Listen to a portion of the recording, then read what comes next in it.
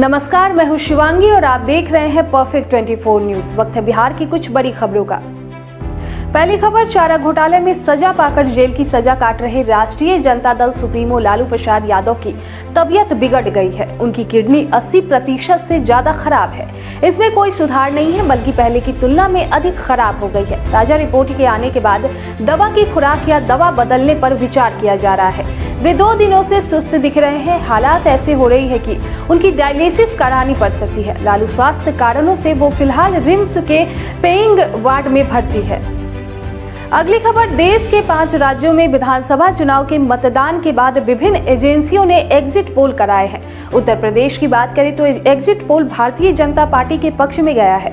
इससे उत्साहित बिहार बीजेपी के फायर ब्रांड विधायक हरिभूषण ठाकुर बचौल ने बड़ा बयान दिया है। उन्होंने यूपी की तरह बिहार में भी विकास व कानून व्यवस्था के योगी आदित्यनाथ मॉडल को लागू करने की मांग रखी है। इस पर बीजेपी के साथ बिहार की राष्ट्रीय जनतांत्रिक गठबंधन सरकार में सहयोगी जनता दल यूनाइटेड ने पलटवार करते हुए कहा है कि बिहार में मुख्यमंत्री नीतीश कुमार की विकास का मॉडल लागू है और यही चलेगा। अगली खबर, बिहार में एक बार फिर जहरीली शराब से मौत की बातें सामने आ रही है। घटना सिवान के दरौंदा थाना क्षेत्र के देवर गांव की है। यहां मंगलवार की देर रात 3 मजदूरों की संदिग्ध परिस्थिति में मौत हो गई। मौत का कारण स्पष्ट नहीं हो सकता है, लेकिन ग्रामीणों ने दबी जुबान में मौत का कारण शराब सेवन बताया है। एक मृतक की पत्नी ने कुछ लोगों पर जबरन जहरीली शराब पिलाने का आरोप लगाया है। घटना से सनसनी फैल गई है। मृतक में कमलेश माझी, नूर मियां एवं अवध किशोर माझी शामिल है। अगली खबर, होली व अन्य त्योहारों को देखते हुए रेलवे बोर्ड के निर्देश पर ई टिकट की दलाली करने वाले कारोबारियों पर यहां धावा बोलकर आरपीएफ ने छापेमारी की व फर्जी ढंग से ई टिकट की दलाली करने वाले दलालों को गिरफ्तार किया।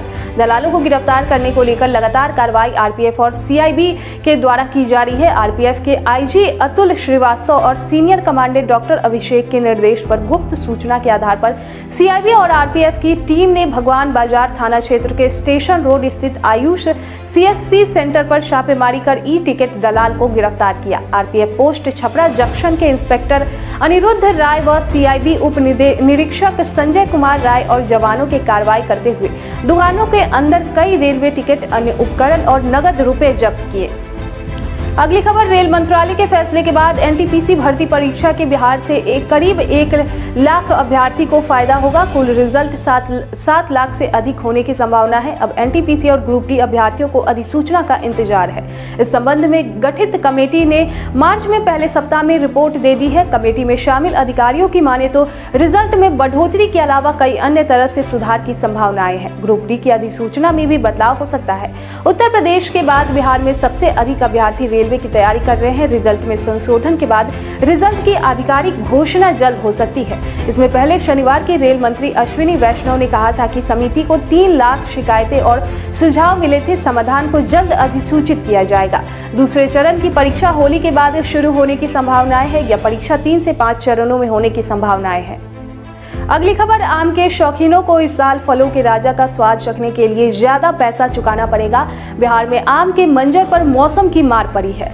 जी हां, आम के पेड़ों पर पिछले साल की तुलना में 50 से 60% मंजर ही दिख रहे हैं। विशेषज्ञ लगातार बारिश और ठंड का मौसम देर तक रहने को इसका कारण बता रहे हैं। इसका असर आम की उत्पादकता पर पड़ना तय है। ऐसे में बाजार में आम की कीमत भी गत वर्ष की तुलना में ज्यादा रहेगी। पिछले साल की अपेक्षा आम के पेड़ में कम मंजर लगने से किसानों की चिंता बढ़ गई है। ऊपर से कीट का प्रकोप भी दिख रहा है। ऐसे में किसानों को आर्थिक नुकसान का डर सताने लगा है। यही कारण है कि परेशान किसान कृषि वैज्ञानिकों से संपर्क कर रहे हैं। राज्य के भागलपुर सहित पूरे कोसी क्षेत्र, गोपालगंज, सिवान, वैशाली सहित ज्यादातर इलाकों के किसानों ने इसकी शिकायत की है। कैमूर के किसान अशोक पांडे ने कहा कि पिछले साल 2 लाख के आम बेचे थे, लेकिन इस साल लगता है 60 से 70 हजार का भी आम नहीं होगा। अगली खबर, मुख्यमंत्री नीतीश कुमार की अध्यक्षता में मंगलवार को आयोजित कैबिनेट की बैठक में कुल 14 प्रस्तावों की स्वीकृति दी गई। कैबिनेट द्वारा बिहार मद्य निषेध एवं उत्पाद अधिनियम 2022 को स्वीकृति दी गई।